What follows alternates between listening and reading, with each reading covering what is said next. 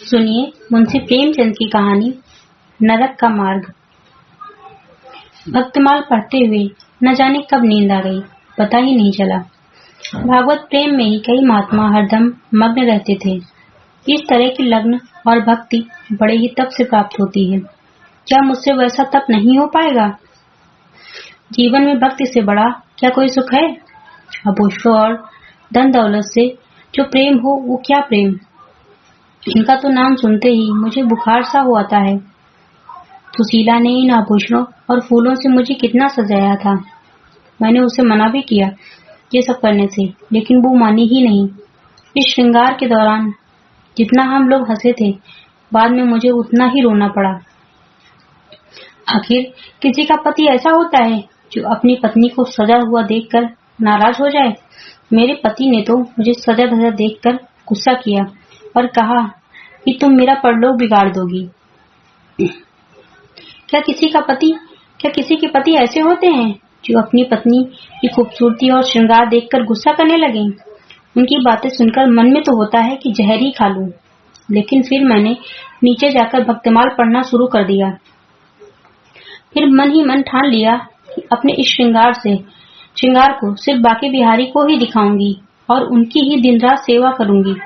कम से कम वो तो मेरे श्रृंगार से पति की तरह नहीं जलेंगे। भगवान, मैंने हमेशा से ही अपने पति को अपना इष्ट मानना चाहा। सोचा कि इन्हें किसी तरह का दुख न दूं और हरदम उनकी ही सेवा करूं। पर क्या करूं, सारा दोष मेरे नसीब का ही है। वो तो निर्दोष हैं। मेरे भाग्य में जैसा लिखा है मैं वो सब भोग रही हूँ। इतना सब पता होने के बाद भी जब भी देखती हूँ तो मन में दुख होता है। जब वो कुछ दिनों के लिए बाहर चले जाते हैं तो मन का बोझ कुछ कम हो जाता है। उनके ना होने से हंसने खेलने और जीवन को जीने लगती हूँ। फिर जब कुछ दिनों बाद वो लौट आते हैं तो उसी तरह का सन्नाटा और दुख छा जाता है। मेरे मन में होता है कि वो मेरे पिछले जन्म के दुश्मन रहे होंगे और उस दुश्मनी का बदला लेने के लिए उन्होंने मुझसे विवाह किया होगा। तभी न मेरा मन उन्हें देखते ही उदास हो जाता है और उनकी सूरत मुझे बिल्कुल नहीं भाती। शायद इसी वजह से ही वो मुझे देखकर जलते रहते हैं। विवाह न किया होता तो शायद आज सुखी होती, किंतु दुनिया का दस्तूर है कि बेटी को किसी न किसी पुरुष के साथ जन्मों के लिए बांध दिया जाता है। क्या जाने कि एक युवती अपने पति को लेकर कितने सपने सजो कर रखती है। उसके लिए उसका पति कितना खास होता है। लेकिन यहाँ सब उल्टा है। इन्हें देखते ही मेरे सीने में जलन सी होने लगती है। कभी इन्हें देखकर आंखों को वो शीतलता नहीं मिली जो पति को देखकर एक युवती को मिलनी चाहिए। उधर सुशीला को देखती हूँ तो दुख और बढ़ जाता है। वो हमेशा हंसती मुस्कुराती है, कभी अपनी गरीबी का रोना नहीं रोती। न उसके पास अच्छे कपड़े हैं और ना ही गहने। मकान भी छोटा सा है। मन में होता है कि काश मैं अपना धन देकर उसकी परेशानियां ले लेती। फिर होता है कि उसका पति ही उसका सबसे बड़ा धन है। उसी से सुशीला को पूरी दुनिया का सुख मिल जाता होगा। सालों से इस सवाल को मन में दफन करने के बाद होते होते एक दिन मुझसे रहा न गया। आखिर मैंने अपने पति से यह सवाल कर ही लिया कि आपने मुझसे शादी क्यों की। इस सवाल को सुनते ही मेरे पति ने मुंह बना लिया। चिढ़ते हुए बोले, अपना घर परिवार संभालने के लिए, और क्या, वो के लिए नहीं। न सुनते ही मैंने पूछा, क्या मैं सिर्फ इस घर का ख्याल रखने के लिए हूँ? उन्होंने कोई जवाब न दिया। फिर मेरे मन में हुआ कि पहले इस घर का सारा सामान जहाँ तहाँ पड़ा रहता था। नौकर सब पूरा पैसा बर्बाद करते थे। अब मैं आ गई हूँ तो इन सबका ख्याल रखना ही मेरा धर्म है और मुझे यह सोचकर खुश होना चाहिए कि इतनी संपत्ति मेरे पास है। पहले मैं पूरे घर का ख्याल इनके बिना कहे रखती थी, लेकिन अब कुछ नहीं करूंगी। ऐसे घर की किसी भी वस्तु को मैं आगे से हाथ नहीं लगाऊंगी। लेकिन कोई पुरुष विवाह सिर्फ घर संभालने के लिए थोड़े करता है। उन्होंने जरूर ये जवाब मुझे गुस्से में चिढ़कर दिया है। वैसे सुशीला ठीक ही कहती थी कि एक घर महिला के बिना अधूरा होता है, ठीक उसी तरह से जैसे एक पिंजरा बिना किसी चिड़िया के खाली लगता है। मैं समझ नहीं पाती हूँ कि आखिर इन्हें मुझ पर इतना संदेह क्यों होता है। मैं किसी से बात तक नहीं करती और ना ही कहीं बाहर आती जाती हूँ।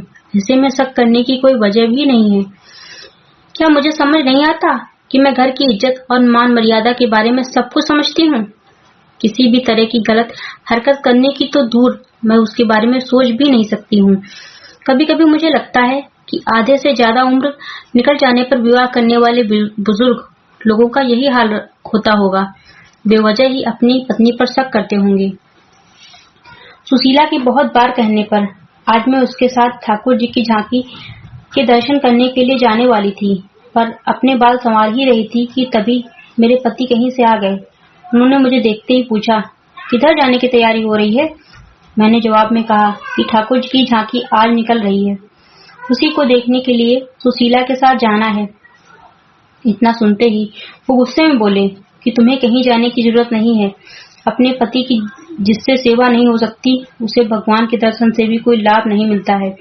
उन्होंने कहा कि मैं जानता हूँ महिलाओं को अच्छे से। उनकी यह बात सुनते ही मुझे बहुत बुरा लगा। गुस्से में मैंने कपड़े बदल लिए और चुपचाप बैठ गई। मन में हुआ कि उसी वक्त घर छोड़कर चली जाऊं, फिर देखती हूँ कि कैसे रोकते हैं, लेकिन पता नहीं क्या हुआ कि नहीं जा पाई।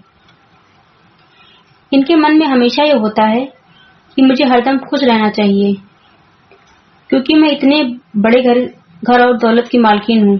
मुझे हरदम इनका गुणगान करना चाहिए, लेकिन यह समझते नहीं है कि धन दौलत ही सब कुछ नहीं होता है। अब ये 3 दिन से बीमार हैं। उन्हें निमोनिया हो गया है और कितने दिनों से यह कराह रहे हैं, लेकिन मैं इन्हें एक बार भी देखने नहीं गई। वे घर में मौजूद नौकर उनका ख्याल रख रहे थे, लेकिन मेरे दिल में किसी तरह की करुणा इनके लिए नहीं आई। मेरा मन इतना कठोर नहीं था, लेकिन जिस तरह से उन्होंने मुझे इस घर में कैदी की तरह रखा, हरदम शक किया और एक पल भी सुख नहीं दिया, उसके बाद इनके लिए दया मन में नहीं आती है। मन में होता है मुझे दिए गए दुखों का भगवान ने इन्हें दंड दिया है। अगर कोई समझे कि महिला को यूं ही किसी पुरुष के गले बांध दे और किसी भी तरह से रखे, सो पूरी तरह गलत है। सुना है कि वो अपनी बीमारी का दोष मुझे ही दे रहे थे, लेकिन मुझे परवाह नहीं है। ये चाहे तो किसी को भी अपना धन दौलत दे सकते हैं, इसकी मुझे बिल्कुल जरूरत नहीं है, ना ही लोभ है। होते होते एक दिन वो गुजर गए। आज उनको गए 3 दिन हो चुके हैं। मैंने उनके जाने के बाद चूड़ियां नहीं तोड़ी। मैं सिंदूर तो पहले भी नहीं लगाती थी और अब भी नहीं लगाती। मेरे बुजुर्ग पति के बेटे ने ही उनका अंतिम संस्कार किया। घर के सभी लोग तरह तरह से मुझे ताने देते थे, मेरे बंधे हुए बाल देखकर सुनाते थे, लेकिन मुझे जरा भी बुरा नहीं लगता है। ऊपर से मैं सभी को चिढ़ाने के लिए रंग बिरंगी साड़ियां भी पहन लेती हूँ। मेरे मन में होता है कि मैं इस कैद से रिहा हो गई हूँ।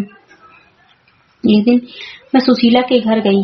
उसके घर में किसी तरह की सुख सुविधा नहीं है, चारपाई तक वहां पर नहीं थी, लेकिन वो इतनी खुश थी कि उसे देखते ही मन में ऊर्जा का संचार हो जाता है। इन लोगों को गरीब और नीच कैसे समझें, जो हरदम मुस्कुराते हैं और प्रेम भरी बातें करते हैं। भले ही यह आनंद पल भर का था, लेकिन इससे जीवन सफल सा लगता है। फिर एक दिन मैंने सुशीला से पूछा कि अगर तुम्हारे पति किसी दिन परदेश नौकरी के लिए चले गए, तो क्या तुम उनकी याद में रो रो कर अपनी जान दे दोगी? सुशीला जवाब में बोली, नहीं, जान तो नहीं दूंगी, लेकिन उनकी याद से हरदम मन आनंदित होता रहेगा। भले ही वो सालों परदेश में रह लें, लेकिन उनकी याद हमेशा ही मुझे खुशी देती रहेगी। मैंने भी कहा, सुशीला, मुझे भी ऐसी ही खुशी चाहिए, जिसके आनंद में हमेशा मैं झूमती और गाती रहूं। ऐसा आनंद जो कभी कम ही ना हो। मन आजकल काफी परेशान और चंचल था। होता था कि कहीं एकदम उड़ जाऊं। भक्ति के ग्रंथों को पढ़ने का भी मन न था और न ही बाहर कहीं सैर करने का। ऐसा लगता था कि मन को पता ही नहीं उसे क्या चाहिए, लेकिन मेरे दिल में अपने पुराने दुख ही चल रहे थे। अब मुझे किसी की भी निंदा से फर्क नहीं पड़ता था। दिमाग में यह बात भी उठ रही थी कि मेरे माता पिता ने पैसों के लोभ में बुढ़े से विवाह करवा दिया और उसने भी सिर्फ अपनी जिद पूरी करने के लिए मेरी मांग में सिंदूर डाला, लेकिन जिंदगी भर शक ही करता रहा।